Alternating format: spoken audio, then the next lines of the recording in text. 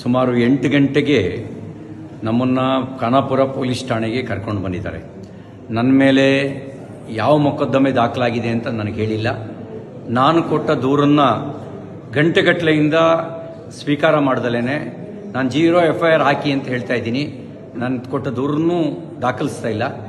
ಈಗ ಇಲ್ಲಿಂದ ಇನ್ನೆಲ್ಲಿಗೋ ಕರ್ಕೊಂಡು ಹೋಗುವಂಥ ಸಂಚು ನಡೆಸ್ತಾ ಇದ್ದಾರೆ. ಎಲ್ಲಿಗೆ ಕರ್ಕೊಂಡು ಹೋಗ್ತಾ ಇದ್ದಾರೆ ಅಂತ ಗೊತ್ತಿಲ್ಲ. ನನ್ನ ಜೀವಕ್ಕೆ ಅಪಾಯ ಇದೆ.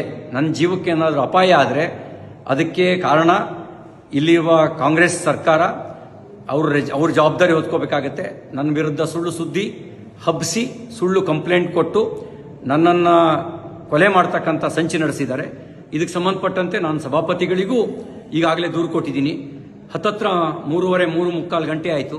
ನಾನು ಪೊಲೀಸ್ ಠಾಣೆಗೆ ಬಂದು ಏನು ದೂರಿದೆ ಅಂತಲೂ ಹೇಳಿಲ್ಲ, ನಮಗೆ ಏನು ಬೇಕು ಅಂತಲೂ ಕೇಳಿಲ್ಲ. ಹೀನಾಯವಾಗಿ ನಡೆಸ್ಕೊಳ್ಳೋ ಕೆಲಸ ಮಾಡ್ತಾ ಇದ್ದಾರೆ.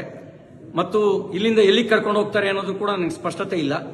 ನನ್ನ ಜೀವಕ್ಕೆ ಏನಾದ್ರು ತೊಂದರೆ ಆದರೆ ಅದಕ್ಕೆ ಪೊಲೀಸರು ಮತ್ತು ಇಲ್ಲಿಯ ಸರ್ಕಾರ, ವಿಶೇಷವಾಗಿ ಲಕ್ಷ್ಮೀ ಹೆಬ್ಬಾಳ್ಕರ್, DK ಶಿವಕುಮಾರ್ ಅವ್ರ ತಂಡವೇ ಇದಕ್ಕೆ ಕಾರಣ ಆಗುತ್ತೆ ಅನ್ನೋದನ್ನು ಈ ಮೂಲಕ ನಾನು ತಿಳಿಸೋದಕ್ಕೆ ಬಯಸ್ತಾ ಇದ್ದೀನಿ.